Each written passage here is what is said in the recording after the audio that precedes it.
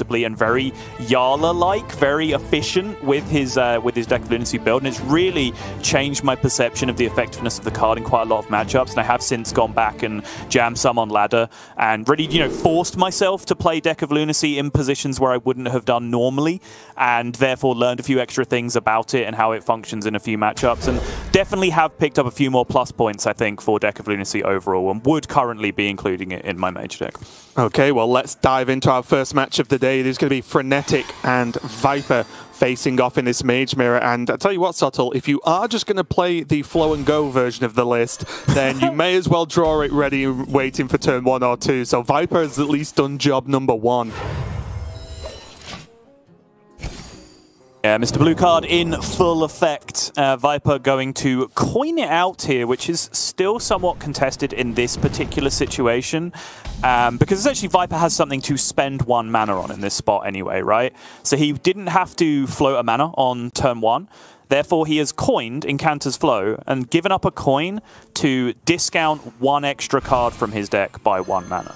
The interesting part about this particular curve is that he can also efficiently spend 2 mana on the following turn, right? By going Primordial Studies and Font of Power.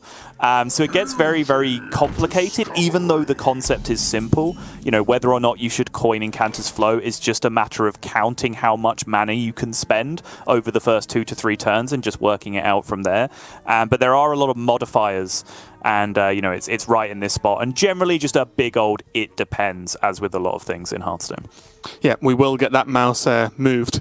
just give you an update, guys. Mage Hero Power does in fact deal 1 damage. No, Raven, this is deliberate. I feel like sometimes we pitch our commentary too high, and I think sometimes it's just worth reminding our viewers that Mage Hero Power deals 1 damage. You know, it's important information.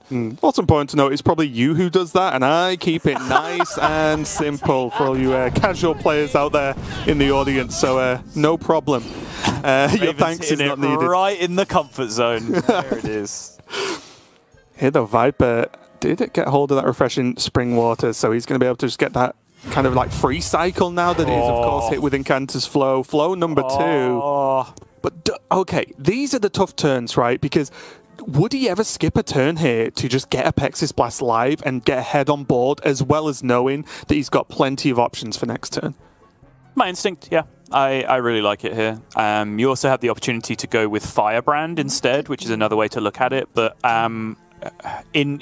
if I reframe the question as would I spend this turn getting definitively ahead on board, right? Yes, I would. I think however you choose to do that is a matter of debate. It's slightly annoying that Viper wasn't able to just go like Firebrand Incanter's Flow this turn and completely clean up. That would have been the dream. But yeah, I kind of like just dominating board this turn, honestly. I mean, if he really wanted to, he could, right? Because he can just break. He could just save it and then say it's going to kill off something later on. Okay, he's going to go for the Brent Freeze and skip all of the other options.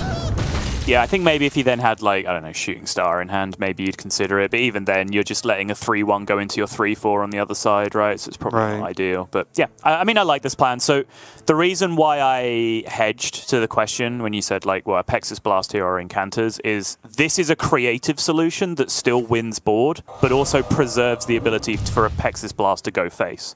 Either Firebrand or Brain Freeze can go face, but a Pexis Blast can. So I think this is kind of like that hidden play C that you have to get past play A and B to get to really work out, and I think Viper's done that very well. Yeah, Frenetic has to spend his turn just killing the Firebrand, and now there's Phoenix, Incanter's Flow, Pexis Blast available, which looks pretty good to me. Yep. Viper just doing a good job with that turn. He's effectively just got 2 more damage out of this Apexis Blast. Exactly. As it saved me.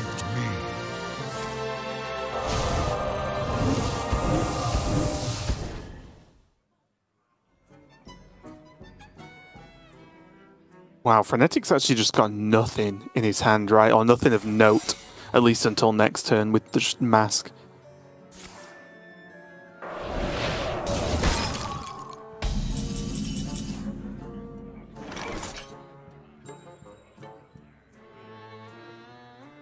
I think Viper's now thinking about, okay, going into turn 7, there is a secret to think about, but he's just got everything on 1 health. It's likely to be a Mask turn. So why not just put more health on the board and make it more awkward, right? Right. The only real thing that Viper's missing right now is some amount of card draw. So I think, you know, going fishing for that with the Conjurer makes sense. He does have Sage, obviously, but doesn't have it anywhere near pumped up yet. And because it's Sage in particular, he has the opportunity to just find straight up card draw off the Conjurer, or any secret that he finds also, you know, functions as card draw in a weird way as well. So does end up picking up the consolation prize of the Netherwind portal there, which, you know, will juice up the card draw eventually. Frenetic now, because of the additional minion, does bail out on a potential mask turn, just deciding it's going to lose too much damage. And now Sottle makes strange noises down the microphone, but it does make sense because that is a very, very good draw for Viper. A filthy draw, yeah. He drops the Netherwind portal first just to test for the various secrets on the other side. Also means that now he can ring toss and pick up the other options that will end up being helpful here without Netherwind portal being activated. But the real reason why it's filthy is that Sage, Seer of Darkmoon, on the left-hand side of Viper's hand, which is now ridiculously juiced with double Incanter's Flow in effect as well. This Sage could end up drawing 4 cards at this point, all of which discounted by 2 mana. I'm very interested in these choices.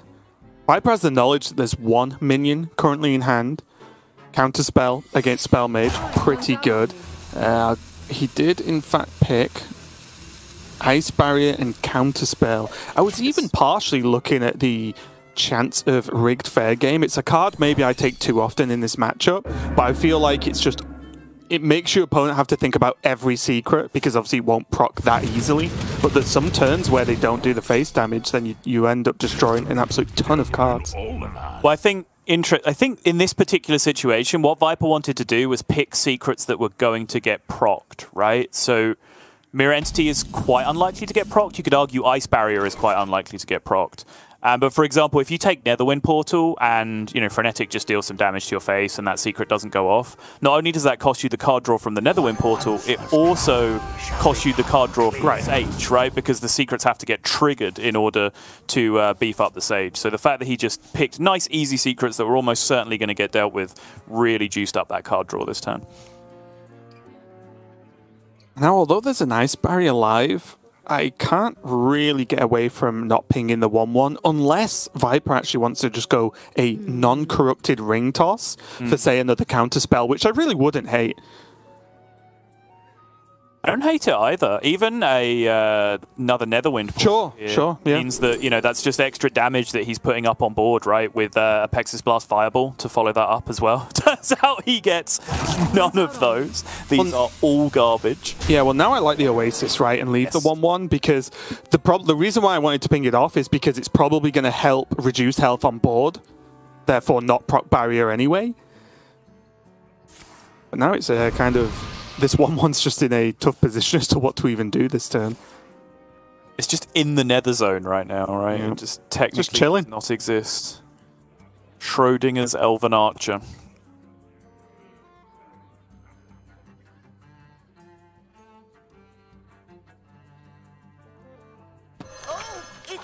Frenetic does have the nice selection of cards that allow him to both push damage and clear the board up so he can push more damage, right? With this Brain Freeze, he has Combustion as well, so next turn he can Combustion and then Mask of Cthulhu. Really smooth turn there from Frenetic as well. Not attacking with the 1/1, obviously temptation even to kill off the 5/1, but the temptation for Oasis ally there is massive. But then even just going through his deck and then getting the small lab partner. Getting the small lab partner to come down and play around Mirror Entity, setting himself up where really he had a good out for lethal on the following turn. But the exact combination for Viper, getting the roll of the +2 spell damage was enormous there in the end to really steal that turn, because he needed to win that turn, right? Or otherwise Frenetic was going to have lethal outs on the other side to be able to come back from a very, very unfavored position, which is why I was trying to pay particular attention to how well he navigated the previous turn to even give himself that chance. But Viper just completely stole it away from under his nose. That was it. It was a very confusing looking game because Viper, by all accounts, should have just been ahead and won the game, right? He had double flow, he drew cards with Sage, he had secrets active for a lot of the game, so that's a huge bonus in the matchup. But as I was saying earlier, the actual small selection of cards that Frenetic did have did the exact job that he needed them to do to win the game. So he didn't even necessarily need the reductions or need the card draws at that point. But like I said, I do agree with you. I think the setup was good. He had the combustion plus mask follow-up to then try and go for lethal next turn. But maybe the fact that Viper did just have all that card draw, did have the cheaper cards to be able to pull off turns like that, was just a little bit too much. But that was awfully close for a game that, again, on paper should not have been. If you just said to someone, okay, one player draws double flow and card draw, the other one doesn't, who wins? Right? Yeah, I mean, on the surface, Viper should have been massively favored. And, yeah, because Frenetic didn't have discounted draws, like, I think no matter what Viper had done that turn, he would have had too much health in play to where Mask was realistically threatening back on the other way. And it's not like you can draw 0 mana Devolving Missiles, 0 mana Brain Freeze off a refreshing Spring Water, right, and still get the Mask down to end the game. But yeah, I think you saw Frenetic's reaction, and I think it was a good one, honestly. Like, he just raised his eyebrows and said, yeah, I've played Mage Mirrors before, right? Like, I know what the deal was. I'm not going to be upset about that. I think I played it very well, and I got myself in a good position, and then I kind of got scammed by a Pex's Blast at the end as well. Like, it happens, right? Those are Mage Mirrors. But I think his reaction goes to show that he's feeling pretty comfortable. He's kind of vibing with his position in Hearthstone Grandmasters right now. He's going to move on to, I guess, kind of the spotlight deck of the series, the Face Hunter, which, as I mentioned earlier, Frenetic is 8-3 with in total. So has turned out to be a good bring for him so far, and it certainly makes sense as a counter queue for Mage in this position. Yeah, it's a really nice matchup for the Hunter, because it just... The Hunter can almost ignore everything the Mage is doing, even if it's the more powerful things, because as long as you're pushing damage every turn, you will just be that little bit faster, which, you know, as you mentioned last week, is the thing you want to do as aggro, right? That famous quote from yourself is, you said Firebat told you that you need to win the game just one turn earlier, and that's pretty much what Hunter does. Even though it can be close versus Mage in terms of health totals, the Hunter just gets there normally a lot quicker. Yeah. Yeah, it's a very big deal. It's one of those things that doesn't like sound super deep until you really start thinking about it, and it does change the way that you learn to play aggro, and it really like stretches out a lot of those games where essentially what it means in essence when you really dig down to it is like plays that don't deal the most damage on a given turn but perhaps give you a whole extra turn to play the game can actually net you more damage over time, right? It means that you also have to think about preserving your own health, and playing a face deck is about racing, and racing involves another player, right? It means someone else is also trying to do damage to you. So you can actually make defensive plays as an aggressive deck to stretch out the game and therefore get more damage over time. I do think in this particular matchup, when that happens, it tends to favor the Mage, though. And in this matchup, you know, just doing as much damage as quickly as possible, as early in the game as possible, is just the best way for Hunter to get it done. Yeah, and this is a nice opening from Frenetic. Although Viper had at least an initial response, and now he has the combustion, which is huge, Frenetic's opening was very strong. But the problem is, now it's been shut down just a little bit. Okay, you got the quick shot. I was going to say, after this next Wolpertinger, his next draws need to be almost like quick shot into Barak or something, right, to really keep going, because already he's kind of out of juice. And if Viper can actually deal with this board, it'll be absolutely huge. Double quick shot? It is double quick shot. Obviously not ideal, because only one of them will draw a card at this point, but it still represents a ton of damage, and even just the one extra card draw might be very helpful at this point. It's a position where something like Counterspell could be savage if it can come into play from Viper. I've talked before about how the default is always to think in terms of Ice Barrier against Hunter because they're so aggressive, but a lot of the time they can deal so much damage without actually ever directly attacking you that Counterspell can actually save you more health, and you can see right now it's kind of one of those scenarios, right? 100%. The amount of times I've seen like mages play Ring Toss on like 10 health, and then the Hunter's like, okay, it's like no more minion attacks for you. Yep. All right, piercing shot, quick shot, hero power, good game.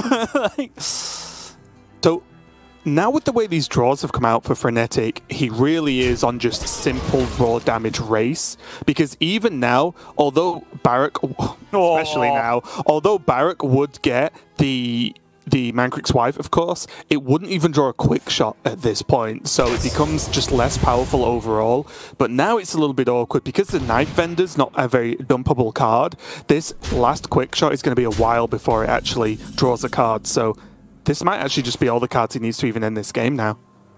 Yeah, so he goes Quick Shot Hero Power this turn, puts down to 12, and then he has Knife Vendor Hero Power, which is 6 more, down to 6. Then he has Quick Shot Hero Power, which is 5 more, so he's currently 1 damage off. But he also gets to draw 3 cards in that time frame. 2 natural start of turn draws, plus the Quick Shot draw, potentially, and to be able to get himself out of that and add the extra damage. Yeah, and in that there's 2 Wound Prey, 2 Tracking, 2 Arcane Shot, because he's playing that version, Piercing Shots. Even a Rhino at this point could get it done, especially if those totems end up popping out.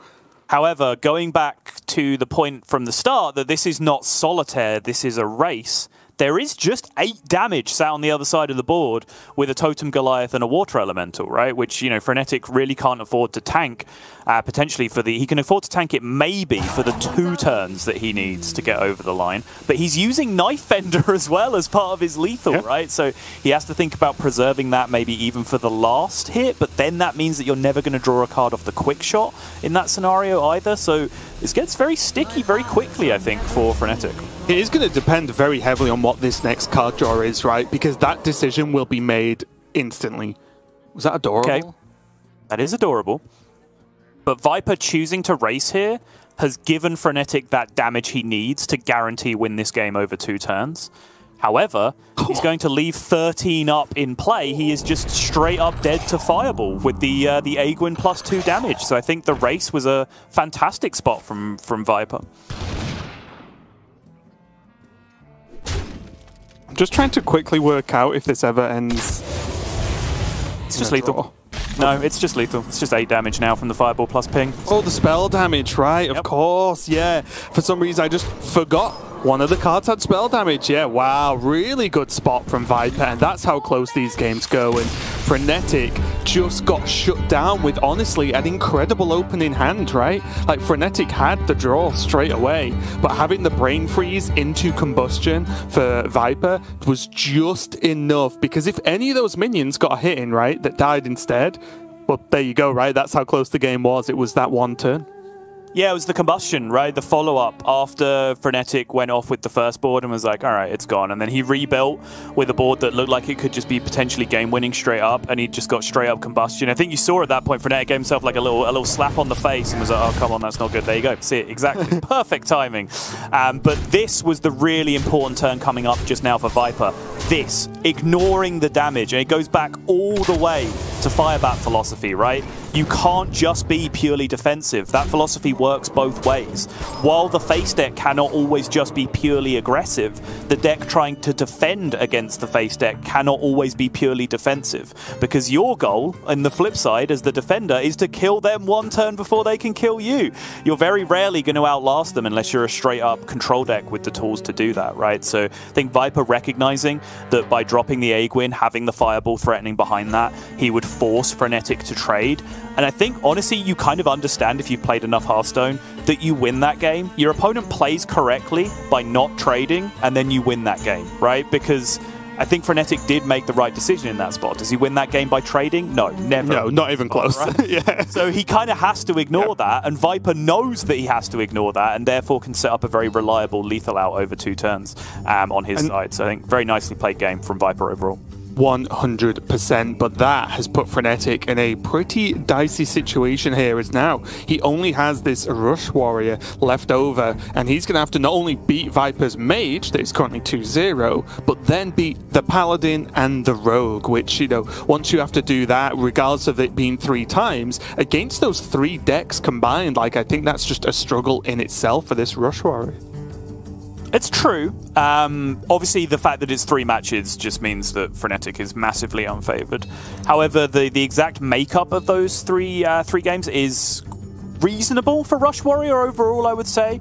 And the matchup against Paladin is fine. The matchup against Mage, probably slightly unfavored, slightly favored over to the Mage side. But then obviously the Rogue is one of those matchups as well, which as we've seen over time, like Rush Warrior is your counter Q deck for Rogue a lot of the time. So if that one ends up coming up, you know, Frenetic does have a big favorable there. So Frenetic's not out of this series by any means, but even if he had 3 favorables, he would be massively unfavored in the series from 2-0 down, and he does not have 3 favorables in the position that he's in. So it's an uphill struggle for sure, but Frenetic showed the ability last week to just really get his head down and pick up some big wins in spots that he needs to. So don't rule him out of the reverse sweep just yet.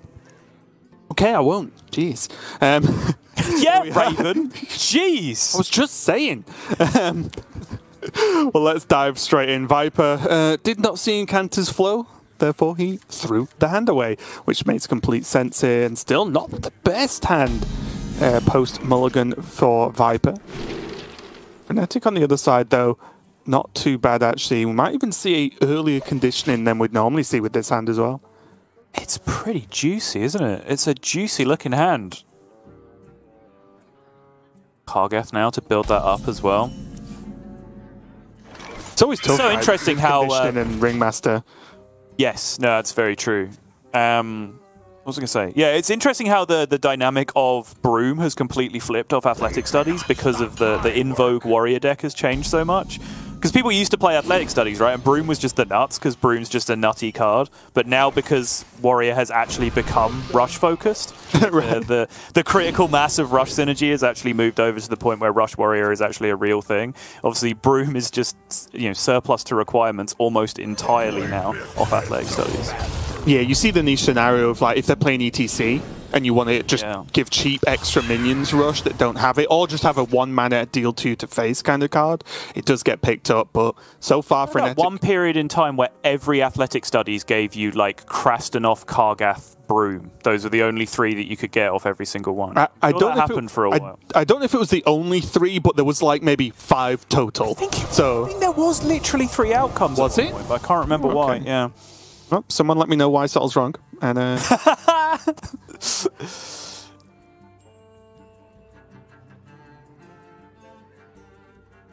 weird turn for Viper here.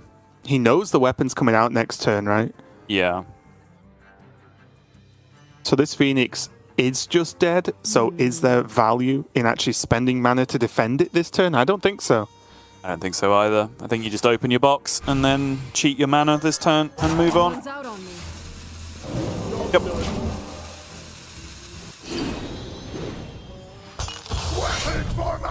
Very technical speak there. Open box, G the mana. Mage Hero Power deals 1 damage, Raven. You should write one of those compendiums that they did for fighting games. You saw that? Yeah, I was thinking about making some memes, but no one actually understands FGC memes on my timeline anymore, so I do. Let it down.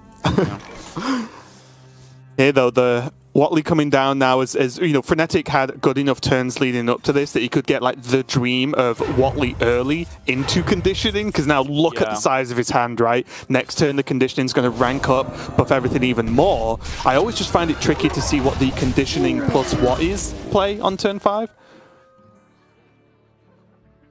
Nice outcome with the Pearl Tusk though off the Apexis Blast, allowing Viper to resist a lot of damage.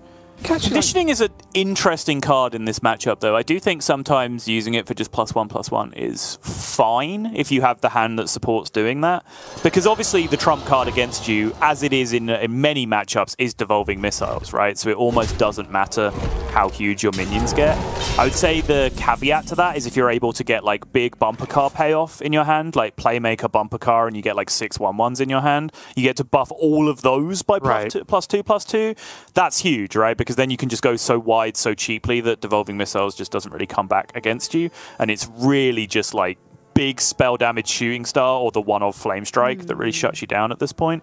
But if you're going to be spending your turn playing 1 to 2 big mid-range minions, it almost doesn't matter how big the stats are, because Devolving Missiles still hits you just the same, and Brain Freeze still hits you just the same, right? It doesn't clear your minion, but it stalls it and puts it on the later base, and then Mage can just use those extra turns to burn face. So I do think sometimes a greedy conditioning can be to your detriment in the matchup, but because Frenetic had exactly Watley into conditioning, right, it's so hard to turn down in that spot. And interestingly enough, now Viper is out of devolving, right? He used both of them. So now he's going to be on the receiving end of a pretty big hand here from Frenetic. And most importantly, that Murloc has made the 10 Trasher cheaper, which always makes me giggle. Easily amused as always, Raven. Yep. It's going to pay off. Actually nutty. It's so good, he didn't play it. Yeah, exactly. Saving it for later. I do like this Blade Master though from Frenetic. It just easily clears the board, pushes a little bit of damage, but just puts 2 big minions down there, and it's not as if you're expecting to get huge board-wide Blade Master sweeps, right? Mm-hmm. Do like this Cone of Cold that Viper has picked up along the way, though, as I was talking about. You really don't want to be outright removing too many minions in this matchup, generally. It's Devolving Missiles, it's Brain Freeze, and it's any additional freeze that you can pick up, such as Flurry, Cone of Cold, all that good stuff. So Viper's ability here to stall out for an additional turn with the Cone is huge. Varden is also massive. If you are able to generate that off your Font of Power, that can be a real game swinger. I'm already even just looking at Cone of Cold Fireball face at this point, because Viper knows he's out of devolvings, so unless he draws Flame Strike or something really big, like this board's kind of just here at this point. But I also don't think Viper can just start fireballing minions, because you just know there's way more where that came from. You know that there's a pirate in the hand, you know there's a dragon in the hand, and that they've been buffed, so something big needs to happen. Viper's got the Mask of Cthulhu into 1 million health on board. Wow. Was not expecting that. This goes to show probably the Viper is looking at corrupting that Firework Elemental first and foremost and trying to use that to pick up some kind of board swing, right? Like Firework Elemental, Cone of Cold, and then maybe land some damage with the Firework Elemental, but that's massively optimistic when every minion in your opponent's deck has Rush. But I do think getting that corrupted was part and parcel to the play that he made. But I kind of agree with you, honestly. I think paying too much attention to the board here, like starting to throw burn at these big minions that come down, it's very much the philosophy of, oh, I have a burst pipe in my house, I'll stick a plaster over it and I'm sure that'll stop the leak. Like, no, there is plenty more where that came from. Your house is going to get flooded. He's going to go for the Firework Elemental, and is this? Okay, it's going to Cone of Cold just to buy a little bit of time. This does get him a minion on board, which is, this is the turn Viper was working towards. It's just he got hit pretty hard in response of to the setup there. Yeah, he did. And like I was saying, like this makes sense against a lot of decks, right? If you're able to set up a swing with Firework Elemental and Cone of Cold in the same turn, and then say, okay, I'm getting this damage back with Firework Elemental. Because make no mistake about it, he didn't lose damage by casting the Mask of Cthulhu, right? Because that Mask of Cthulhu was never going to go face this game. Like, Viper was never going to clear the board, right? So he was never really going to get any damage out of it. So by using it to corrupt the Firework Elemental, this would make sense if you could then say, well, this Firework Elemental gets to hit face some of the time because I've frozen the board. But that's just nonsense, right? Because every minion in your opponent's deck just has Rush, so it's never going to connect. So I'm not 100% sure where Viper feels like he's getting the extra damage from, but it still remains the fact he does have to get the extra damage from somewhere. And I really like this turn as well. Keep it simple. Get the big minions down, kill off the Elemental on Viper's side, and press that hero power. Because I think there's a small thing in Frenetic's mind that the way he loses is just insane burn, right? Like one freeze burn, dead over 2 turns. So just getting that little bit of extra armor. One freeze burn, freeze burn, freeze burn, dead. Yep, no, it makes perfect sense. Translates well, I think. Yep. But you can quite clearly see what you talked about earlier, right? A Varden instead of any of these 3 minions would have been incredible at this point in the game. Maybe even game winning, right? Yeah, Viper's still short in terms of the total amount of burn that he would need to throw face. But yeah, I mean, additional freezes here. It's those flurries, kind of colds, and yeah, Varden and both mentioned now up to this point. But Viper's just not getting there, it doesn't seem like. Wow. I actually... nothing. Yeah. So he's going to take the loss there, and Frenetic does start to fight back. But I did wonder there if it was ever actually like Key Warden for Flurry. And then he could actually just fireball face, and then he would have gained like the flurries, right? Flurry dual class? Flurry? Oh right, no, it won't. Yeah, it won't get it. Okay, I'm thinking really outside the box, so much so that you can't do it. So the best you can get is Brain Freeze, I think, in that spot, right? Or just Devolving Missiles again. Sure. They're both dual class, and then you can use the first one to proc the spell burst, get the second one. But I still don't think that really like ends up doing enough to take the board down. Yeah, may as well go for the god hits on the the old mask. But that was as good a Rush Warrior game as Frenetic could have wanted, right? I think the pressure was on there nice and early. My only question, I guess, from Viper would be, did he need to use that first Evolving Missiles when he did? Was that a little bit too early? Because he used it on one minion, and it was on, like, what, turn 2 or something, maybe 3? So that was the one thing that I could maybe wind back time and have a look at if it would have made an impact or not. But again, the coin Watley into the AoE hand buff is huge, right? That is a hard couple of turns to actually beat.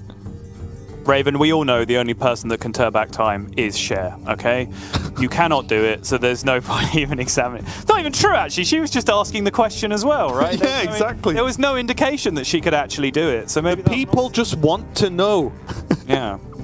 Can it be done, and who can do it? Okay. Yeah, let's find out. But yeah, it was a very difficult spot for Viper to be in for sure. I do think the first Evolving Missiles was a little bit liberal, but it also makes sense because there's a very aggressive way that you can curve out as Mage and still win that matchup, where you just deny the early drops and then like you land first Apexis Blast, and Warrior just kind of has to play reactively with rush minions for quite some time from that point, especially if you can back that up with big Fonta power drops as well. And I think that was probably where Viper assessed he was in the matchup, but then he got hit by Watley into conditioning, right, on the other side. Exactly. And then suddenly he was like, oh, I'm actually behind. Didn't quite, you know, plan out for this pan out, and just ended up in a spot where he really would have needed a few late game Devolving Missiles to get him out of it. Does look like he's going to be switching to his Miracle Rogue, though. And this is a really weird matchup for me, because if you looked at the two lists, you'd be like, how does Rogue beat this, right? Because all the minions are tiny. My opponent has bigger rush minions that can just go in and basically value trade every single turn. But as usual, it's because Rogue cheats. It does way more in one turn than the Warrior could ever want to do. So I think it's a pretty close matchup. Do you have any strong thoughts about this one? I do. I have extremely strong thoughts about it. I think Warrior absolutely destroys in this matchup. Okay. I think it's extremely difficult for the Rogue to get back into it, just because almost the same thing that we see in the Mage matchup, right? Like, we talk about how Rogue and Mage are kind of low-key very similar decks in the way that they cheat mana, they draw heavily, and then they try and burn out to win the game, right? Mage can do that from much, much higher health totals with a wider range of cards in their deck, right? They have Fireballs and Apexis Blast, and they can discover extra burn, and they have Mask and so on. If Rogue's going to do that, they need to hit exactly Alexstrasza 10 with Wicked Stab, right? It's the only cards in the deck that really get it done, and they also need a lot of mana late in the game to get it done. Meanwhile, Warrior is just throwing a ton of stats onto the board turn after turn after turn, and Rogue just doesn't have the tools to really deal with that. They can, you know, pick apart little bits and pieces with Brain Freeze and maybe a couple of discovered options, but they A, run out of removal quicker than I feel like the Mage does in this matchup, and B, burn slower than the Mage does in this matchup. So I think it kind of gives longer for the Warrior to just build up that critical mass of just a board that can't be beat on their side. Yeah, maybe I'm just affected by the amount of times I've lost to Rogue on ladder at this point with all decks. But this is the opening hand you want, right? Viper's got just the cards. He has Efficient Octobot and Field Contact with a few ways already to proc that Field Contact. So it's about as good a start as you could really want here. I feel like the rest of the world's finally catching up, Raven. I feel like I've been banging on about 2-mana Emperor Thorasan for as long as I can possibly remember, and now the rest of the community has started. I think I said this on release day. How absurd! Why has this card got 4 health? I think was my sentence. Yeah, sure. That's an upgrade. Probably. And look at this hand already. Viper's just basically going to draw 24 cards in the next 2 seconds. All right, stopwatches at the ready. Wait. Okay, 2 minutes? Anybody? Viper's ever done anything 24 times in 2 seconds in his life?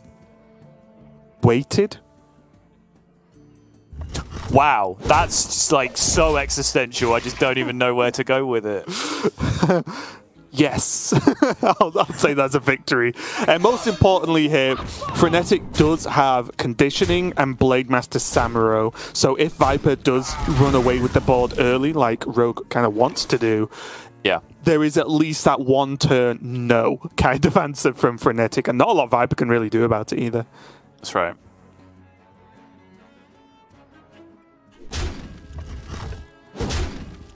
Weirdly, even if it were to happen like this turn, right, like Viper just has the Turbo Nuts hand, which he kind of does and kind of could have done it this turn. Yeah. Frenetic just still could have gone like Conditioning Blademaster in 1 turn immediately in response if it got that desperate as well. And not even need the coin.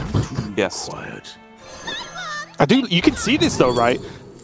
Frenetic's actually just holding everything right now because next turn his Conditioning goes up a rank, and also he doesn't want to use this rush discount he has from studies on another minion.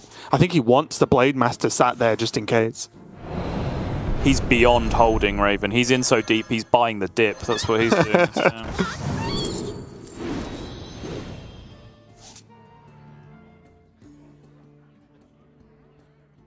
All I want to see next week then is Frenetic green screen his background to the moon landing.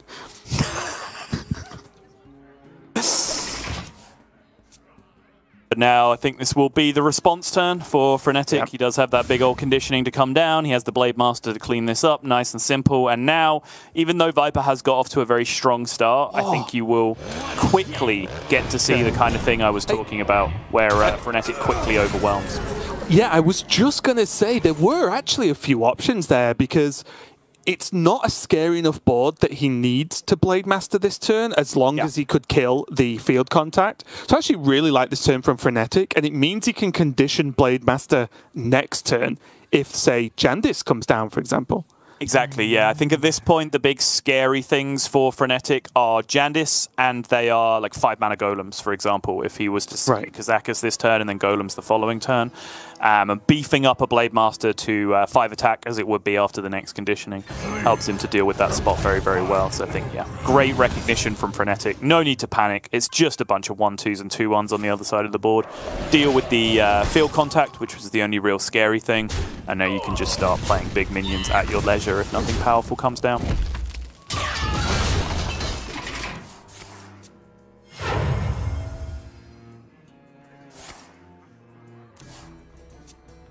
Gonna coin Stage Dive and then go for Condition. Of course, like not because the Stage Dive wasn't corrupted. He didn't gain a buff from that, but it allows him to condition 1 extra minion, which actually just works out better. So again, just a small thing. That's pretty nice for Frenetic there.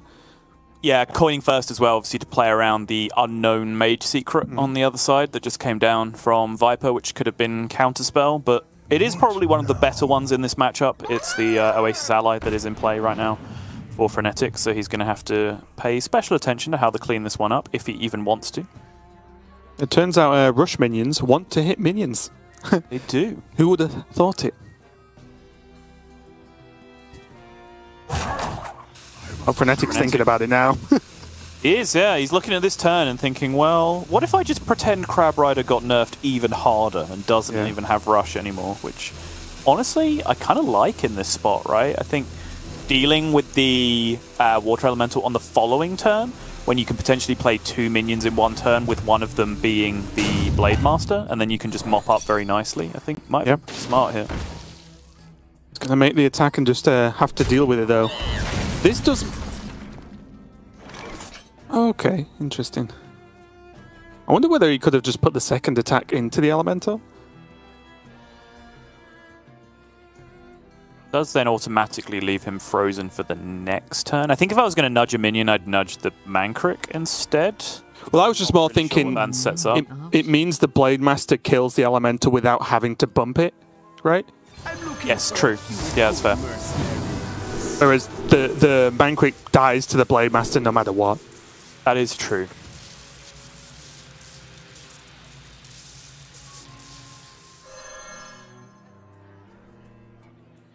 Golem picked up Divine Shield deal 3 from Viper. Going to continue to play out these secrets just for disruption. Ice Barrier here, really just more bluff equity than it has anything else. You do sometimes, in some matchups, Rush Warrior's plan is to burst you down with Alexstrasza or ETC or Troublemaker at the end of the game, but I don't think Rogue is really one of them. I think eventually Warrior wins the board by a lot in this matchup, so Ice Barrier doesn't end up being super relevant a lot of the time.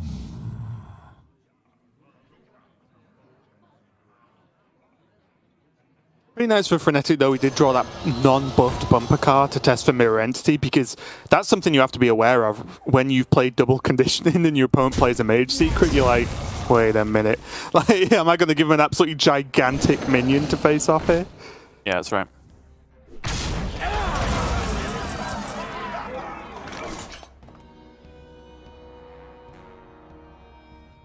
Now, as Frenetic is got a lot of his hand buffed, do you think this is a good plan, that he seems to be taking his time with this game? He's not trying to go as wide as possible, chuck all the, you know, the minions down in the same turn. He's just playing like, oh, okay, I want a threat on the board every single turn.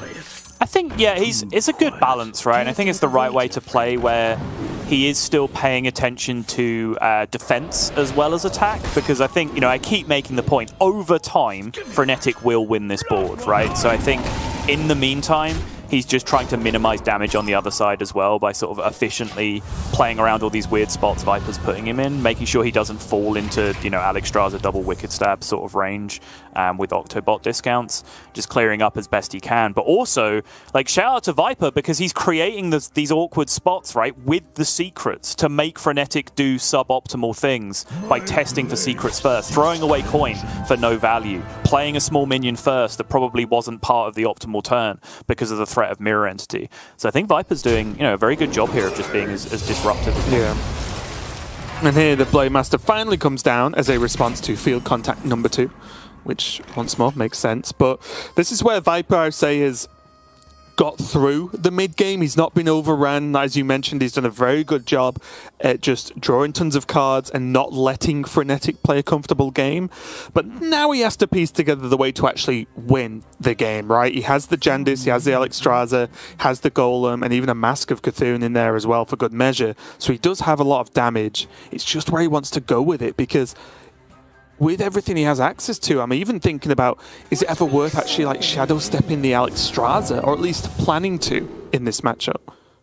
I feel like now that you saw the Samuro come down, I'm super into shadow stepping this Jandis, I think, and just trying to actually get some big threats down on board. Because, you know, Frenetic's hand is juiced, but you have started to see a lot of those cards start to come out one by one, right? Like, you know, I believe there's still only 3 buffed cards on the left. Everything from the Playmaker to the left, as we can see it, are the buff cards. So if you can start putting a bunch of big minions in play yourself, I think there's a good opportunity for Viper to really stick some minion damage from this point this game. Efficient is sufficient. Viper disagrees, though. I think he's much more akin to your plan, where he's looking to use the Shadow Step for straight up burn damage this game instead. I think also there's a fear that he knows there's 3 buffed minions, but more importantly, he knows there's 2 Darkmoon Riders in hand, right? So obviously, depending on what comes out, 2 of these minions are just instantly dead. 3 with the Blademaster on the board. So you'd say like 3 out of the 4 minions are going to die this turn anyway. So maybe it's not worth it. True. You aren't even ready for this. But Frenetic saying, let's go, with the combination, of course, of the Playmaker and the Parade Leader. Not too young to fight. This card's just such filth when it does its thing. Obviously, it's so situational that, you know, I'm not I don't think it's like an outlier in terms of power level or anything, because obviously you need a specific setup. But when it actually does its thing, as it's doing here, Playmaker, Parade Leader all coming down at the same turn, Rakara coming down as well. Like, you can really see like the design intention for the strong thing this deck is supposed to do, just working in this position, right? And for me, it's like the +2 attack on the copy, right? It's really good. Like, look at this, just a 10-1 Rakara just going in because it can. Like, it's so sick. Yeah, very deliberate interaction that's, you know, we've learned over time, whether it be back with like Cyclone Mage with Khadgar, for example, duplicating buffs, or even Battleground players will be very used to it at this point, I think, because, you know, essentially the buff happens and then whatever's copying the minion snapshots the minion with the buff on it, and then copies it, and then the buff applies it again, so you just get these massive minions coming out.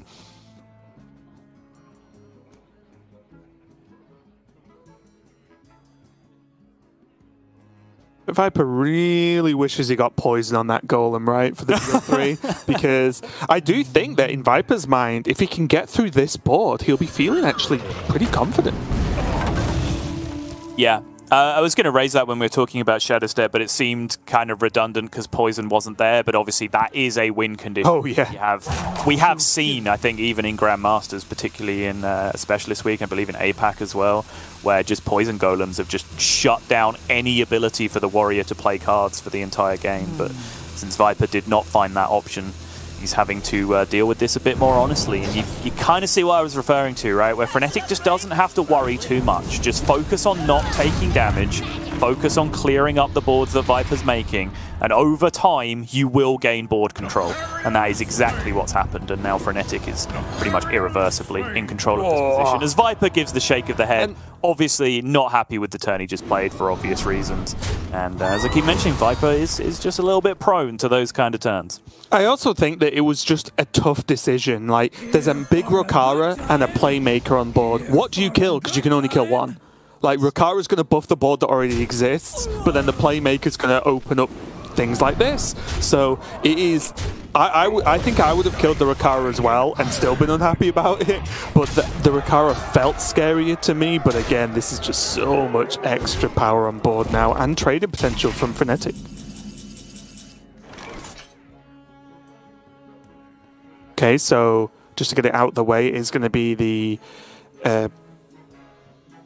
Sword Eater, right, from Vanessa? Mm-hmm. Okay. Which is defense, but not nearly enough, I don't think.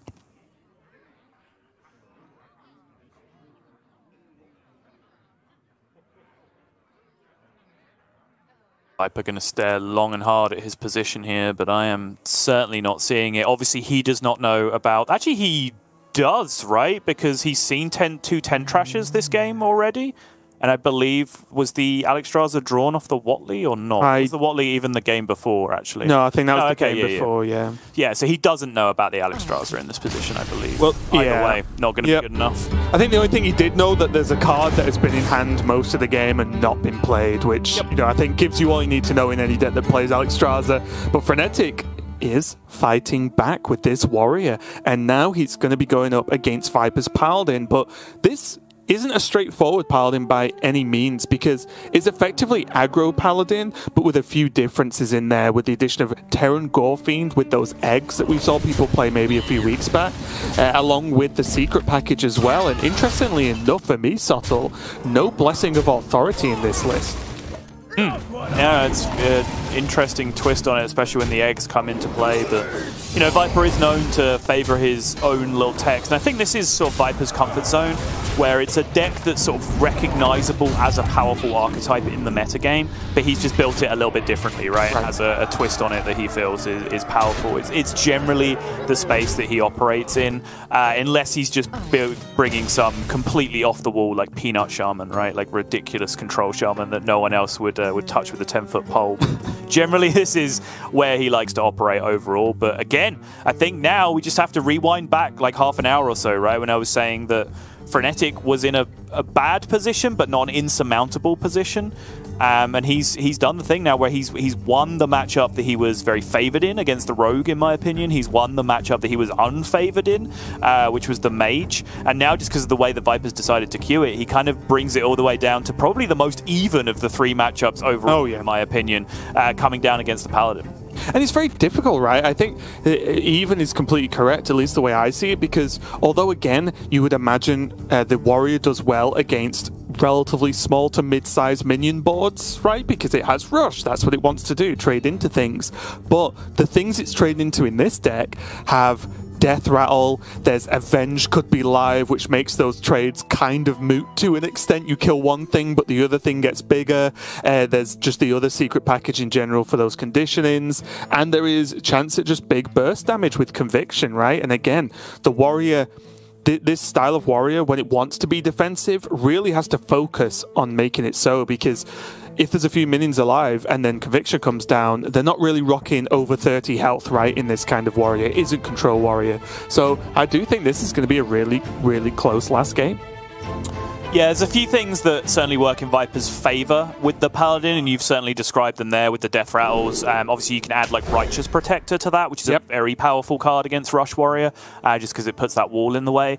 But at the same time, there are some negatives about the way he's built the deck. Ogremancer, for example, huge width against Rush Warrior in particular, just completely ineffectual almost in terms of doing what you want to do. You cannot pay 5 mana for that minion most of the time against Rush Warrior and be in a good position. So it might just come down a little bit as to which half of the deck that Viper picks up, and right now, oh, that's the good half, Raven. He's looking at the juice.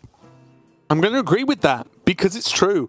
The good half of the deck indeed can get these secrets up nice and early.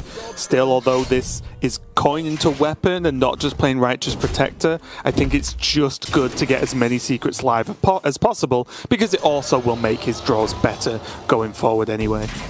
Yeah, I completely agree, and it also allows him to curve into Northwatch Commander, right? He can just go weapon swing, replay Sword of the Fallen, and now this way he has secrets in play going into that Northwatch Commander on 3, whereas if he'd have gone Righteous Protector on 1, Hand of Vidal on 2, then he's got a question mark turn, right? The turn after, when it comes to turn 3, is where his curve doesn't really work. So quite like the way he's played this out, as well as the huge upside that you mentioned of just making sure he's drawing as few of those secrets as possible.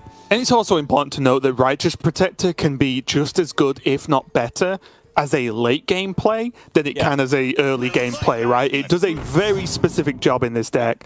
Here, though, Northwatch Commander is going to Simple question, right? Do you want to tank a bumper car or a crab rider with your Righteous Protector, or do you want to tank like a 9/9 double conditioned rush minion in the late game, right? Big deal. I do like the way Frenetic's playing this, though. He's not letting Viper have any wiggle room. I love the ETC coming down nice and early. Pretty difficult to deal with for Viper, and already he's been just pushed off the board. I think he might just have to go like Egg and then the 2 1-drops this turn. And just hope the secrets help him get there.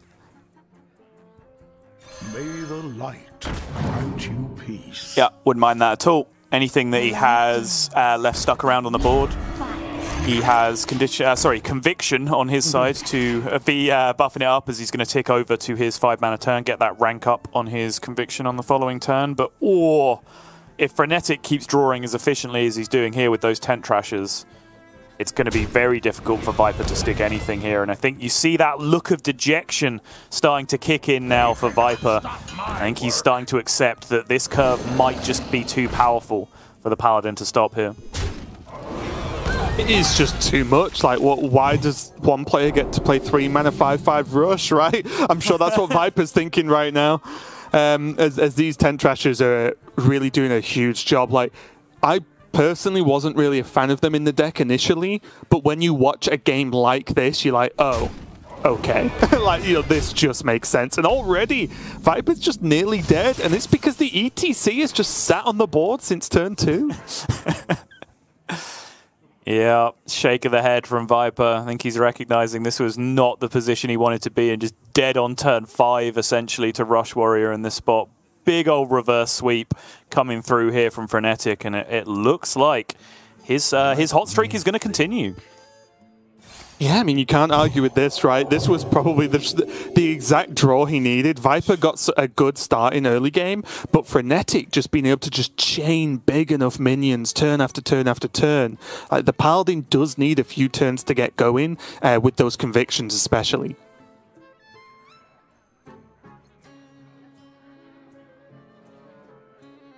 What's he even kill? Does he have to kill the ETC at this point? Because he knows that the bumper car will trade, right? And then there's 2 1-1 rushes at a minimum in Frenetic's hand.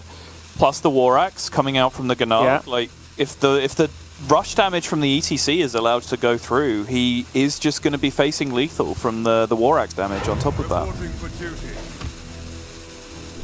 I just don't see any way to really play around that from his spot. Yeah, I mean, at this point, it's just lethal. Yeah, there's still just 6 damage in play. There's still the War Axe waking up on the following turn. Like, no matter what he did, he just really didn't play around that position. He needs some absolute miracle to come out from, like, a Oh My Yogg, I guess, in this spot, right? Like, you know, Athletic Studies flash heals his face or something off Oh My Yogg, something ridiculous like that. Yeah, I mean, honestly, the only upside of Frenetic playing a spell this turn is if exactly Talon or Hammer of the Naru come down. Because what if he just doesn't play a spell? Play nothing, yeah. Yeah, just say, well, yeah, I've got weapon next turn. You need 1 of 3 cards left in the deck, which, again, obviously, you... Just Naru, right? Because Talon, he can just challenger the Talon, and he does still get through it. True, yeah. Right? True, there you go. Times. Yeah. Just okay, well, just Hammer 2. of the Naru.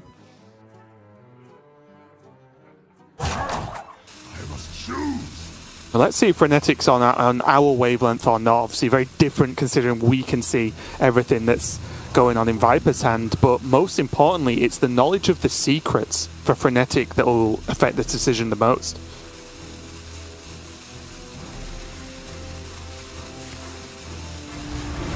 Just going to armor up. Yeah, I like it. Yeah, weird looking play. Yeah, that is not Hammer of the Naru. It's there in the end. It's interesting, right? Because like even then, if Hammer of the Naru comes down, obviously you get those bumper car minions back in your hand. So then on the following turn, you can go like Athletic Studies to broke Oh My Yogg, condition the bumper car minions. The bumper car minions trade through the Hammer of the Naru. The weapon still goes face.